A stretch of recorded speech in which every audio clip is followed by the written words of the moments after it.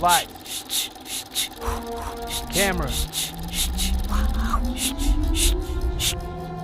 Action. Bienvenue dans Relève, le podcast de Ciné Bulletin qui part à la rencontre des nouveaux talents du cinéma suisse. Aujourd'hui, je suis avec Tabarak Alla Abbas. Dans cet épisode, Tabarak nous raconte le parcours de réalisation de son film de diplôme, Mautini, un film en animation japonaise. Elle nous parle aussi de sa vision du cinéma d'aujourd'hui, du syndrome de l'imposteur et de ses influences entre animé et cinéma mainstream. Merci d'être venu, Tabarak. Merci aujourd'hui. à toi, Alexandre. Aujourd'hui, on va parler de toi. Tu as fait un bachelor en cinéma à la Aide. Maintenant, tu es en master de production aussi à la Aide. Si je ne me trompe pas, c'était pas toujours aussi droit avant d'arriver dans le cinéma. Est-ce que tu peux nous raconter un peu comment est-ce que tu es arrivé à la Aide ? Alors, comme tu l'as dit, moi, mon chemin, il était un peu sinueux avant d'arriver dans mes études d'art et plus précisément de cinéma. J'ai fait quand même pas mal d'écoles en sortant du cycle. Au début, je me suis dirigée vers l'art, mais après, j'étais pas sûre. Et en ayant fait un parcours plutôt entre guillemets banal, donc collège, mais j'ai pas réussi, puis ECG, puis ensuite j'ai fait une passerelle pour aller à l'université, etc. Et c'est vraiment en arrivant à l'université en fait que je me suis rendu compte que je pouvais pas en fait suivre des études de sociologie comme ça et faire ça de ma vie. En fait, genre vraiment, je me voyais pas du tout dans ça et encore moins dans des études aussi didactiques, de prendre des notes puis devoir les recracher 9 mois plus tard pendant un examen qui joue ta vie. Enfin, vraiment, je pouvais pas. De là, je me suis dit pour la première fois entre guillemets parce que en ayant fait ces études-là, donc le collège, l'université, etc., je l'avais quand même pas mal fait pour mes parents, entre guillemets, parce que je voulais les rendre fiers, comme mes sœurs qui avaient fait l'université et le master. Et là, pour la première fois, je me suis dit, OK, il faut que je prenne une décision pour moi. Et là, j'ai décidé de me diriger vers la Aide, donc la Haute École d'Art à Genève. Au début, j'avais pas du tout idée de ah, je vais aller faire du cinéma, puis je vais faire de la réalisation. Enfin, pour moi, c'était un peu flou. C'est parce que avant je peignais et que du coup, j'ai commencé un peu à faire des custos sur les vêtements et que je faisais bêtement des petits montages pour Insta, que j'ai trop kiffé en fait filmer et monter et créer des histoires à travers des petites vidéos toutes débiles, mais au final, ça m'a un peu porté quelque part. Et donc, je me suis dit, je vais m'inscrire en réalisation, mais avec aucune attente, hein, je tiens à le dire.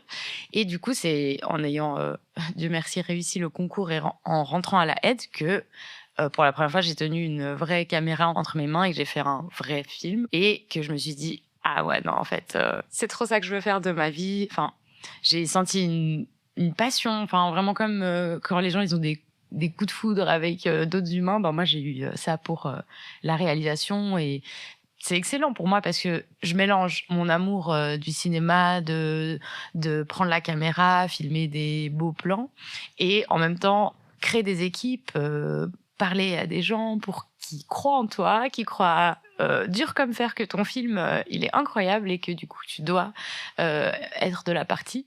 Et tout ce jeu-là, je crois que vraiment je suis tombée amoureuse et après bien sûr c'était difficile pour moi quand je suis rentrée à la Aide parce que je me suis confrontée aussi à des camarades de classe en fait avec qui je partageais pas les mêmes aspirations, les mêmes inspirations, la même culture. Enfin, il y avait rien qui nous reliait.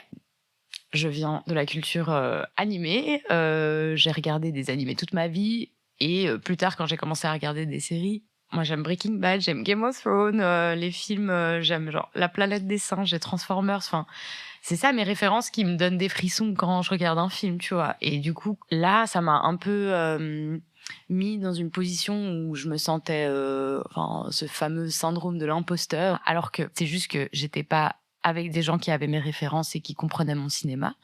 Et plus tard, heureusement, je les ai rencontrés. Et aussi, j'ai l'impression que c'est souvent nous, les personnes qui n'avons pas un background de cinéma, entre guillemets, classique, qui se disent: «Ah mais on a ce syndrome de l'imposteur, on se sent pas là, on se sent pas à notre place parce qu'on partage pas les mêmes références de films» et cetera. Et pour moi, c'était vraiment ça que j'ai senti que je devais ôter de mon cœur et de me dire: «Ah non, mais j'ai tout autant ma place que ces gens» et en plus de ça, mes références, moi, par exemple, je les trouve beaucoup plus stylées que les vôtres. Enfin, pardon, mais un épisode de l'Attaque des Titans, ça rafale n'importe quel film de Ackerman. Avec cette impulsion, disons, je me suis dit: «OK, alors il faut que je leur montre qu'avec mes rêves, je peux faire tout autant, des trucs stylés qu'eux et raconter des histoires, vraies et profondes, quoi». Enfin, je sais pas comment dire, narrativement stylées. Et du coup, c'est là où, en 3e année, je me suis décidée à faire mon film, d'animation, qui est le premier animé suisse. Et du coup, quand j'ai décidé de faire Mautigny, c'était aussi, faut que je prenne ma revanche et que je leur montre, en fait. C'était un peu un move de prouveuse, mais voilà. Et comment tu te sens maintenant? Il est sorti donc l'année passée, en avril 2024. Il a quand même plutôt bien marché, on peut le dire, hein. Il a reçu quand même plusieurs prix. Oui. Il y a une expression en irakien, c'est vraiment la petite puce, elle est tombée de toi. Enfin, le petit insecte qui est collé sur toi, il est tombé quand t'as ce sentiment que enfin t'as réussi ce que tu voulais. Et du coup, c'était vraiment ça. Genre, j'avais l'impression qu'il y avait vraiment un poids qui s'enlevait de mes épaules quand j'ai vu que le film il marchait. J'étais là. Ah mais oui, mais exactement, c'était ça le pari. Et en vrai, j'avais fait entre guillemets un gros pari parce que bah déjà c'est pas un film qu'on a vu avant en Suisse dans ces schémas-là de manga animé, et en même temps je racontais l'histoire de mes parents qui partent d'Irak, que c'est des cyborgs qui se battent contre des robots dans un monde futuristique, mais c'est quand même en 1991. Bref, pour moi aussi c'était aussi une révélation de ah oui, alors on peut raconter nos récits avec notre manière et ça va quand même attirer un certain public. Après, j'aurais jamais pensé que mon film, par exemple, soit lu comme un documentaire doc anime, comme ils le disent très bien. Enfin, pour moi, c'était clairement une inside joke avec mes amis en mode «Eh les gars, j'ai fait un animé». اسمي تبارك الله وأبويا وأمي طلعوا من بغداد بال91 من أختي الكبيرة انولدت.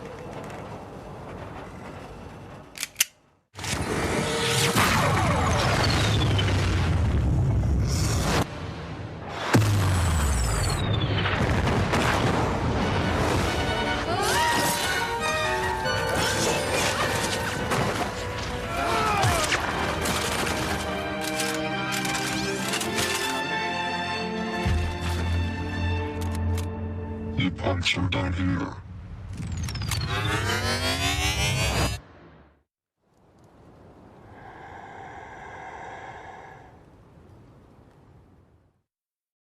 Après, j'ai fait ma première Vision du réel, justement, en avril 2024.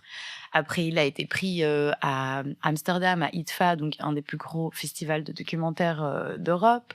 Là, récemment, on était à Clermont-Ferrand. On a reçu un prix au Brésil. On a reçu un prix à Varsovie, en Pologne, qui a rendu le film éligible aux Oscars 2026. Enfin, bref, tout ça a pris une ampleur beaucoup trop énorme pour un film que, à la base, c'était une blague.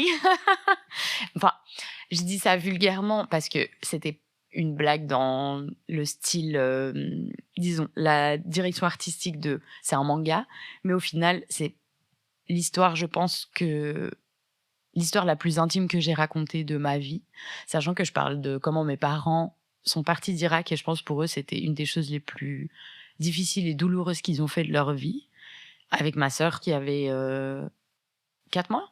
Enfin, j'arriverai jamais à m'imaginer faire ça, alors que je vais avoir 27 ans, mes parents, ils avaient genre 29 et 30 ans quand ils sont partis. Enfin, c'est trop inimaginable pour moi de me dire dans 3 ans, je prends mon enfant, une valise, et je pars de mon pays, je vais sur un autre continent où je connais pas la langue, j'ai pas de famille. Enfin, ma mère, elle avait sa meilleure amie qui est suisse-irakienne qui habitait justement à Genève, mais ça s'arrêtait là, quoi. Et cette histoire-là, elle est pas drôle, elle est pas joyeuse, mais la manière dont je voulais la raconter, justement, je voulais un peu briser les narrations qu'on a déjà vues avec ce genre de film, qui parlent de l'immigration, qui parlent des parcours migratoire entre guillemets. J'aime pas trop ce terme parce que je dirais pas que c'est un parcours, enfin c'est une bataille pour moi. Et les films que j'ai vus sur ce sujet-là, souvent, que ce soit de plein de pays différents, c'est très souvent lourd, c'est très souvent triste, et je ressentais vraiment beaucoup de tristesse. J'avais un poids sur le cœur quand je regardais ce genre de film. Et je suis d'avis qu'il faut voir ce genre d'œuvre et se confronter aux réalités, et c'est très important. Mais moi, je voulais faire juste un autre film, pas joyeux, je dirais, mais juste un film de super-héros où les rôles sont inversés. Et dans les films américains, ces gens, c'est censé être les terroristes. Et là, t'inverses totalement les rôles, et t'es là en mode, c'est quote, terroristes qui prennent les armes et qui sont genre grave des super-héros trop stylés. Au final, comment j'ai construit le film, je voulais inverser un peu ces schémas qu'on voit d'habitude.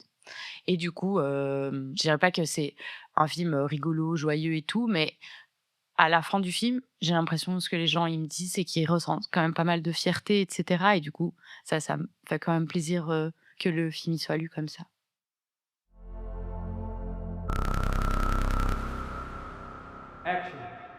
Comment ça se passe quand tu vas voir tes professeurs et tu leur dis je vais faire de l'animation japonaise, on y va?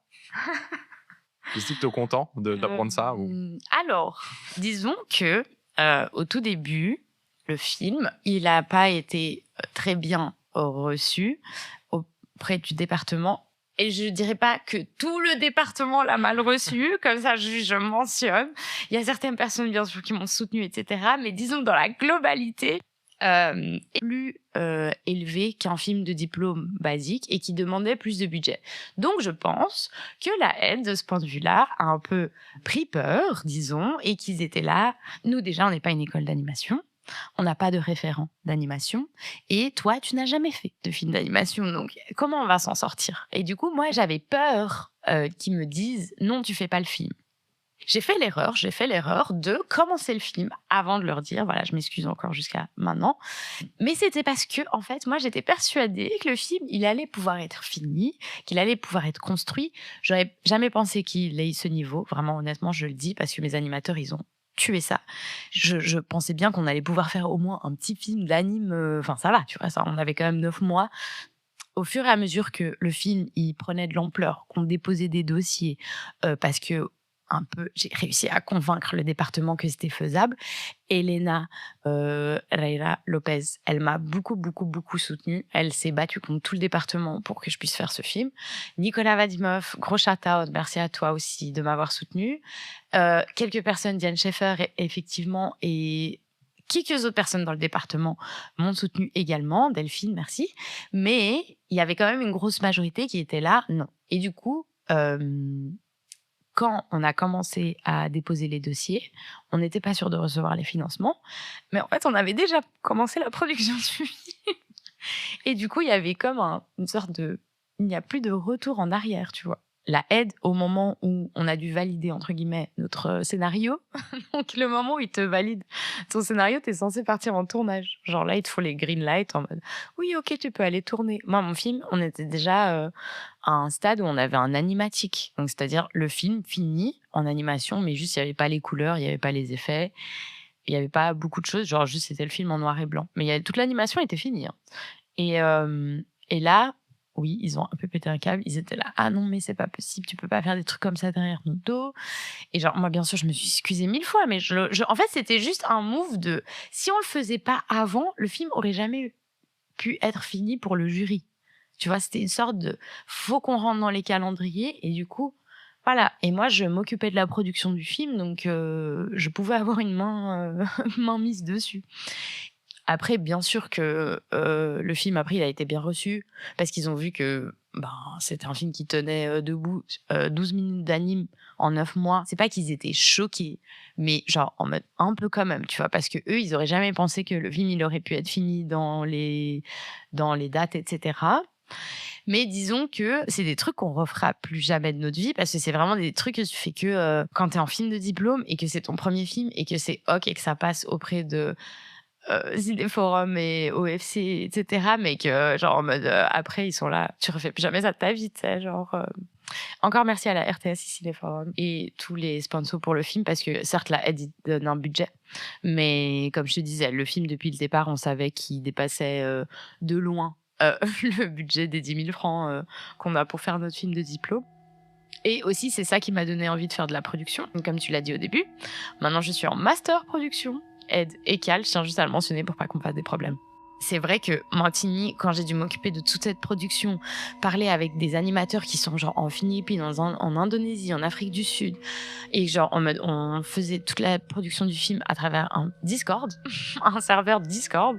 Enfin, je sais pas, ça m'a donné une motivation de me dire ah mais si ça c'est possible, une collaboration comme ça soit possible à l'international, mais alors en Suisse ça doit être entre guillemets 1000 fois plus simple et beaucoup plus accessible.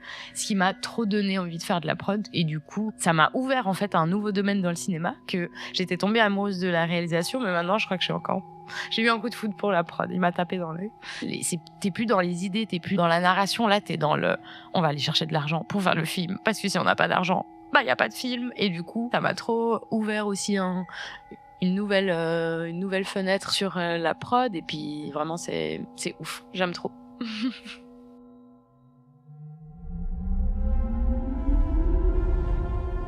Action.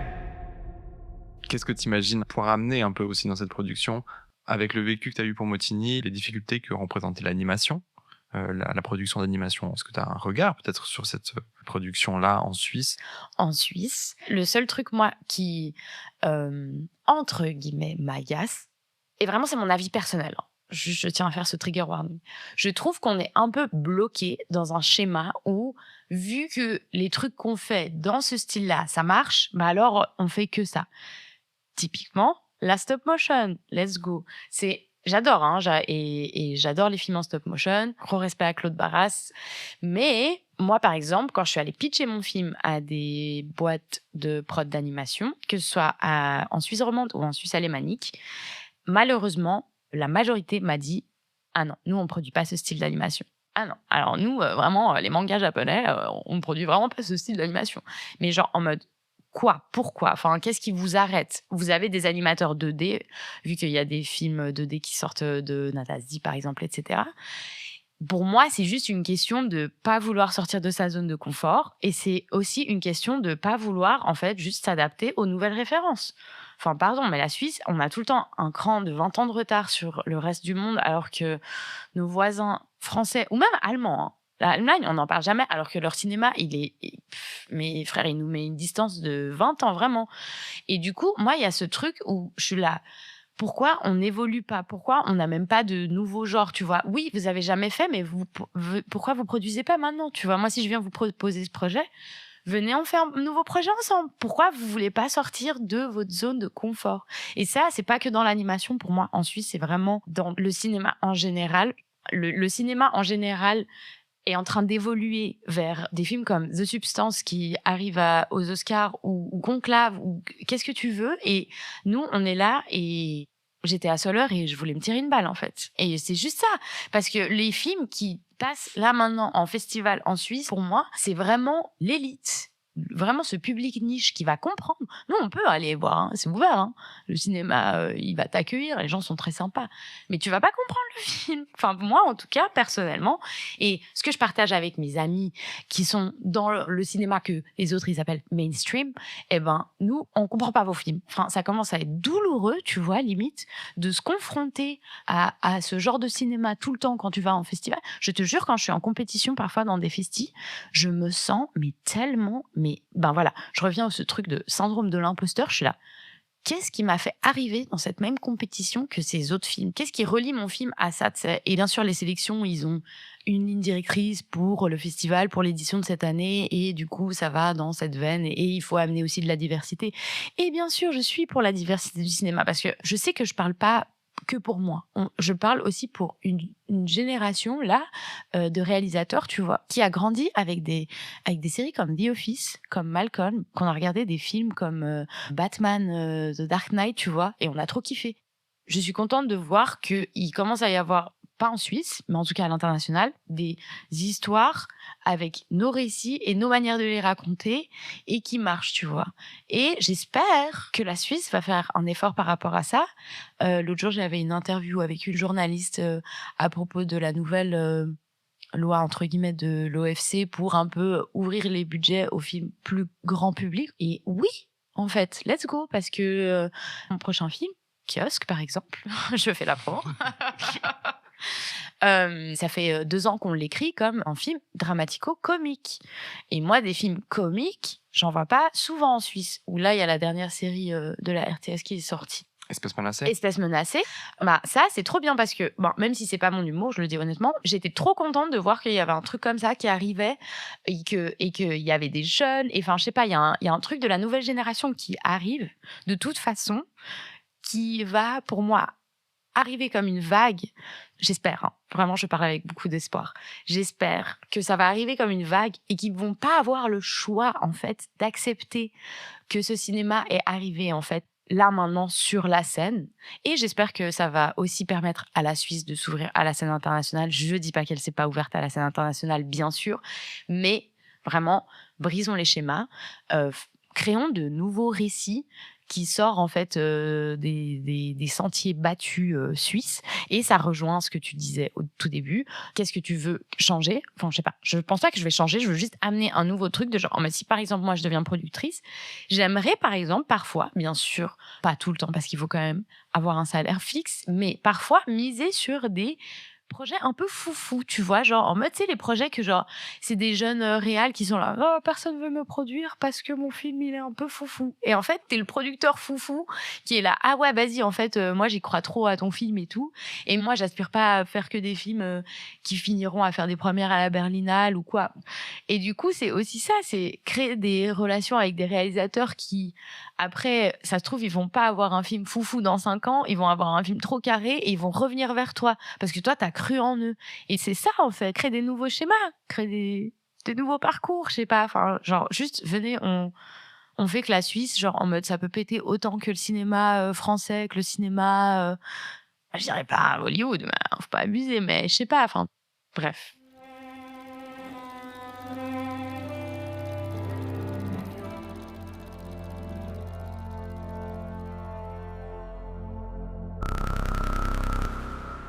Tu as parlé à un moment d'Espèces menacées de la RTS, Oui. qui fait quand même un travail aussi pas mal dans le sens d'ouvrir à un public plus mainstream, Tout à fait. tu disais. Si on pense un peu plus mainstream, montagne, là on a Winter Palace qui vient de sortir cet hiver, donc c'est quelque chose qui va être distribué à l'international. Oui. Ça devrait être un peu dans... Vu ton expression, c'est pas la bonne voie, mais est-ce que Non, ce serait pas quand même une bonne direction? C'est une très très bonne direction. J'ai pas du tout envie de passer pour la fille prétentieuse qui est là. Je vais révolutionner le monde du cinéma. Loin de là, loin de là. C'est trop cool que des trucs comme Winter Palace ça sorte justement, mais c'est juste que tu vois, c'est encore ça. C'est on veut faire des scènes avec des gros banquets et des salles qui pourraient faire croire que c'est un vrai budget Netflix. Mais en fait, ça reste des budgets suisses. Et quand tu regardes des scènes et tu regardes les décors qui sont hyper bien faits, vraiment, gros shout-out aux décors et aux costumes. Mais si tu regardes, par exemple, les scènes où ils sont dans des magnifiques salles, mais tu sais, les buffets, ils sont genre en mode, c'est un peu vide et c'est pas ce qu'ils... Je comprends ce qu'ils ont voulu montrer, mais ça reste ces budgets suisses qui font que tu veux faire du Hollywood, mais tu vas jamais réussir à en faire, tu vois. Et du coup, oui, allons vers cette direction, comme tu as dit, Espèces menacées, tout ça. Enfin, vraiment, je suis trop contente, justement, comme tu dis, que ça commence aussi à s'ouvrir à l'international, Netflix qui vient poser des sous sur une série suisse et tout. Enfin, trop stylé, tu vois, ça va juste trop nous ouvrir des portes à nous, j'espère. Mais après, voilà. Pardon, mais première série Netflix en collaboration avec la Suisse, c'est quoi la série? Le plot à la montagne, sur la première station de ski où il se passe genre un meurtre, non, ou un truc comme ça. Mais, enfin... Pourquoi est-ce qu'on n'aurait pas pu faire un truc genre juste en mode... Déjà, je pense que 80% du budget a été aspiré par le fait que c'est une série historique et qu'il fallait faire tout un travail de costume historique, de décor historique. Et du coup, c'était trop cher, entre guillemets, je pense. Et du coup, c'est dommage parce qu'il y a plein de trucs dans la série que je ne citerai pas qui sont pas bien. Et que du coup, moi, je trouve que c'est dommage que la première série en collaboration avec Netflix suisse, ce soit un truc sur la montagne. Voilà, moi, je reviens à mon truc de base que genre, il faut qu'on arrête de faire des trucs sur la montagne parce qu'en fait, si toute la planète se moque de nous en mode « Haha, chocolate, mountains », Bank. Nous, on fait quoi? On fait le quartier des banques, Winter Palace, c'est bon, stop.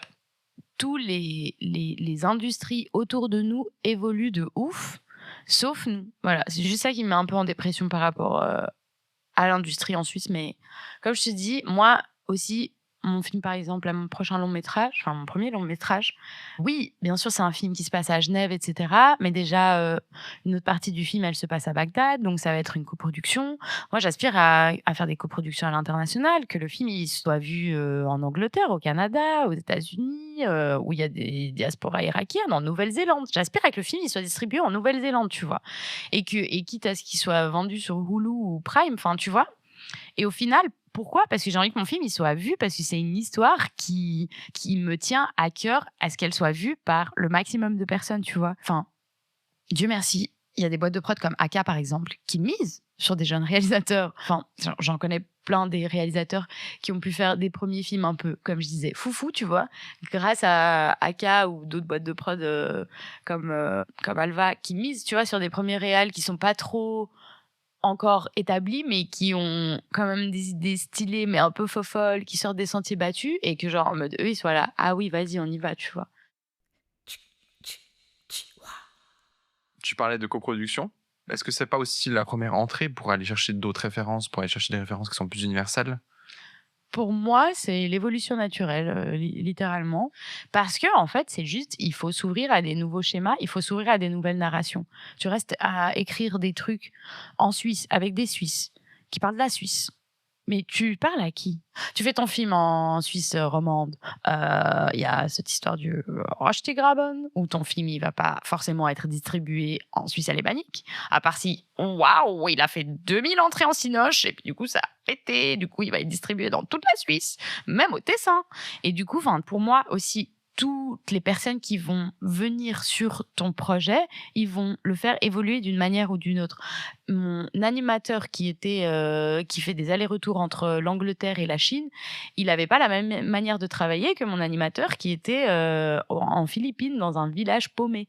Et les deux, ils ont amené des trucs stylés dans le film, dans leur manière de voir la vie, dans leur culture, dans leurs références à eux cinématographiques, parce qu'en fait tout le monde a des références cinématographiques, et pour moi c'est dans l'évolution logique, c'est dans l'évolution du cinéma qu'il faut que, tout du moins, si tu veux avoir un public à l'international aussi, je vais pas critiquer, ça se trouve il y a des gens qui veulent que avoir un public suisse et puis que ça leur va très bien, grand bien leur face, mais c'est juste que pour moi, si on est dans ce truc justement où il y a tous ces enjeux dans tous ces festivals, tous ces discours sur les enjeux du cinéma suisse et les coproductions européennes et les enjeux du cinéma suisse, et après on les fait, ces coproductions, ou c'est dans la nature pour moi d'un réalisateur, s'il veut s'exporter, d'aller chercher, pour moi par exemple, là pour mon film, on va chercher des auteurs en France. Parce que par exemple, je suis trop contente de faire mon métier, et justement, je suis trop contente de pouvoir ouvrir les voies, tu vois, en mode ah bah viens, on va faire un film dramatico-comique avec 7 auteurs français, mais en fait le directeur de la photographie, il va être canadien, et en fait la script, elle est d'Angleterre. Enfin, pour moi, ça amène juste tellement de richesse au film, qui, au final, en plus de ça, c'est trop bénéfique, parce que probablement tous les pays d'où viennent tes techniciens, après tu vas pouvoir distribuer le film. C'est génial. Enfin, pour moi, c'est logique. Est-ce que oser s'exprimer comme ça aussi d'une manière, même dans la critique, au final, est-ce que c'est pas aussi une volonté de simplement s'exprimer sur les choses et de les faire avancer? En quelque sorte, c'est assez positif comme mindset, non? Oui, bien sûr. Moi, tu fais très très bien de souligner ça. Merci beaucoup. Moi, j'aimerais que justement que ça amène à une réflexion, en fait, et ça rejoint exactement ce que tu dis. En fait, limite, je vais répéter ta phrase, mais c'est pour justement amener la critique pour changer après, pour faire évoluer le truc, tu vois, pas pour être juste là en mode ah ouais, ton film ou ta série elle est éclatée. Non, pas du tout. C'est juste ah, ça c'est bien, mais on pourrait améliorer ça pour que ce soit pas comme ça. Et aussi, enfin, pardon, mais il faut aussi accepter que nous sommes la nouvelle génération, et qu'on va rentrer en fait dans l'industrie. Donc, ils n'ont pas trop le choix en fait d'accepter si on aime ou pas, ou si on critique ou pas. C'est sûr que le cinéma d'un réalisateur de 55 ans et le cinéma d'un réalisateur genevois qui a grandi aux Palettes de 30 ans, ça va pas du tout être le même. J'aimerais que les réalisateurs un peu plus âgés, suisses, s'adaptent à nous et pas que ce soit à nous de s'adapter à eux, parce que justement, comme tu le dis, nous, c'est pas dans une mauvaise intention qu'on fait ça. Nous, c'est pour faire évoluer, pour dire « Ah, mais regardez, là-bas, ça marche, on peut faire pareil, juste si vous nous faites un peu confiance. » Bah, même avant cette interview, tu m'avais déjà dit, pour moi, le changement, il est déjà en train de s'opérer. Qu'est-ce qui te fait dire ça? Est-ce que tu as espoir en cette nouvelle vague aussi? Bien sûr. Comme je te disais, depuis le début, je pense, de cette interview, je parle avec beaucoup d'espoir, et parce que j'en ai. Et surtout envers la nouvelle génération, comme tu dis, cette relève, entre guillemets, même si j'aime pas trop ce mot, parce qu'au final, c'est une nouvelle génération qui rentre dans l'industrie. Pour moi, ce qui prouve que déjà, c'est acté, c'est que avant, pour moi, comment je le lis, quand tu voulais faire du cinéma, il fallait un peu que tu sois validé par les plus âgés dans le domaine, etc. Et que tu te fasses un peu valider par les plus grands pour rentrer dans l'industrie. Je trouve que maintenant, c'est nous qui nous donnons la force entre nous. Du coup, on n'a plus besoin de cet aval des générations au-dessus. Et vu que, en fait, littéralement, avec des vues YouTube, tu peux faire plus d'argent qu'avec des entrées en cinéma en Suisse, ben, pour moi, j'ai limite espoir que ça va même mieux marcher qu'avant, tu vois, parce que je compare avec un Français, mais je pense que c'est possible en Suisse aussi. Mais quand tu vois des gars comme Inoxtag qui font des films comme Kaizen, qui en fait ont juste rafale toutes les entrées de cinéma en France avec des vues YouTube, et sûrement il va manger les 30 prochaines années grâce à ce film, qui a été diffusé au cinéma après qu'ils aient vu l'ampleur qu'il a pris sur les réseaux, ben ça déjà pour moi c'est une preuve, c'est bon, c'est arrivé et vous avez plus le choix, genre en mode c'est en train de vous prendre à la gorge et vous êtes en train de stresser. Mais c'est trop bien aussi pour nous parce que, comme je te disais, se faire valider par une génération qui comprend pas ce que tu fais et qui comprend rien à tes références, c'est très compliqué. Du coup, de plus avoir cette entre guillemets ce blocage, pour moi c'est ça qui est tout bénef. Et de là, ça va plus marcher que n'importe quel film, tu vois, parce que en fait, on a une force avec les réseaux sociaux que oui, il y a plein de mauvais aspects, blablabla, bla, bla, bla, mais ce que ça a amené les réseaux sociaux pour les créateurs, il n'y a aucune salle de cinéma, aucun distributeur qui va le changer, tu vois. Moi, toute ma promo de Mautini, je l'ai fait sur Instagram. J'ai pas de distributeur. C'est moi-même mon propre distributeur. Et le film, il arrive jusqu'en Inde. Du coup, il faut aussi se rendre compte de si quelqu'un a déjà une communauté, genre Instagram, même si ce public-là, le film, ça va pas lui parler, il va aller le voir parce qu'il soutient ce créateur. Enfin, tu vois, moi, je suis devenue folle quand j'ai su qu'un film qui avait trop bien marché en Suisse, en salle, il faisait 2000 entrées. Enfin, pour moi, ça me rend folle. Vraiment, je suis là en mode, c'est pas possible. Enfin, pour moi, la nouvelle génération, avec tous les réseaux qu'on a et notre communauté, parce que t'as pas fait que du cinéma et t'as fait plein de trucs avant et qui t'ont suivi dans toutes tes directions artistiques, bah, c'est ça, en fait. C'est ça, ton vrai public qui va te suivre, même si tu fais un film dramatico-comique, même si tu fais j'ai un autre projet sur une série de documentaires sur le MMA et le JJB, je pense que c'est deux publics différents totalement, mais au final, il y a des gens qui me suivent sur Insta à l'époque où je faisais des custos sur les pantalons, qui vont peut-être aller voir le film, tu vois, parce que c'est Tabarek qui l'a fait. Et ça, je pense que c'est notre pouvoir, tu vois. On est des Superman du cinéma grâce à ces gens et à ces jeunes surtout, en fait, parce que c'est cette fanbase jeune, en fait, qui donne la force. C'est génial. Il y a un débat qui dure depuis plusieurs années entre les salles et l'Internet. Tu l'as dit, le film d'Inoxtag qui fait plus de vues sur YouTube que n'importe quel film au box-office suisse de l'année. Toi, ça te donne envie de dire, en fait, moi, j'ai envie que mes films, à l'avenir, ils soient sous cette forme-là, ils soient sous une forme numérique. Je te mens pas, si tout le game des festivals, c'était pas un vrai truc et que du coup, ça t'amenait pas à pouvoir être éligible aux Césars, aux Oscars, tout ça, j'aurais directement vendu tous mes projets à des plateformes. littéralement. Je commencerai pas une production sans savoir que ça va finir sur une plateforme. J'aspire à ce que mes projets ils soient vus par un maximum de gens. Et je veux qu'une personne dans n'importe quel pays puisse voir le film, en fait. Et c'est quoi ça ? C'est le libre accès, c'est les plateformes, Oui, j'adore aller au cinéma et l'expérience salle, y a rien qui enlèvera ça. Mais pardon, payer ma place 24 balles pour au final regarder le même film que je peux regarder dans mon salon, c'est un peu énervant parce que si les prix des salles ils étaient un peu conformes avec les activités des gens, ben tout le monde irait au cinéma, tu vois. Et à part ça, tout le monde va au cinéma. Par exemple, quand je vais à Pathé, Balexer, oui, grand public, tout ce que tu veux, mais tout le monde va voir Nos Affaires à tout le monde va voir Les Tuches. Enfin, tu vois. Si il y avait des films suisses, par exemple, qui étaient distribués dans les grands cinémas type Pathé et qui étaient ouverts au grand public, moi, je pense que ça marcherait en salle. Parce que les gens, ils continuent à aller au cinéma et à payer aussi cher parfois. Mais moi, je suis aussi enseignante au cycle parfois. Et quand je parle avec mes élèves, je crois qu'il y en a 2 ou 3 sur mes 3 degrés qui sont déjà allés au cinéma. Parce qu'en fait, juste, il n'y a pas d'argent. Les jeunes n'ont pas 24, 25 francs. Si tu veux aller voir un film en 3D, parce qu'il n'existe qu'en 3D vraisemblablement, eh ben, tu vas devoir payer le 3D des box avec tes pop-corn qui vont te coûter 4 milliards de francs. Enfin, aussi, il faut s'adapter. Tu veux que les cinémas, ça marche ? Bon, bah alors réouvre les cinémas comme quand moi j'avais 12 ans. Mais pardon, la place de ciné, elle était 12 balles, je crois. Et j'allais au cinéma tous les dimanches avec ma meilleure amie. Tu grandis avec ça. Il faut faire un sacrifice. Il faut redescendre les prix, là.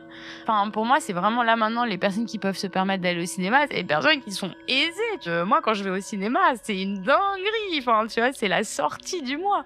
Et bien sûr, je vais au Grutli, je vais au cinéma bio, des cinémas un peu moins cher, etc. Comme je te disais, s'il n'y avait pas tout ce game de genre t'es sélectionné à tel festival A, B, C, puis après t'es éligible, puis après tu gagnes des prix, et que en fait direct tu vends une plateforme et que tu te fais du bif avec ça, bah vas-y, parce que ça marche, parce que les gens ils regardent, parce que c'est ça que les gens consomment.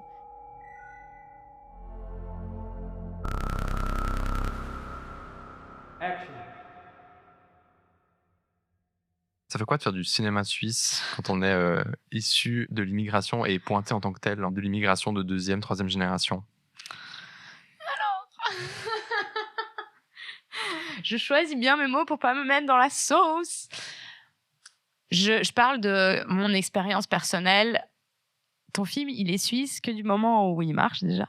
Si tu as fait un film qui a pas marché en festival, bah ça va être un film de quelqu'un issu de l'immigration, tu vois.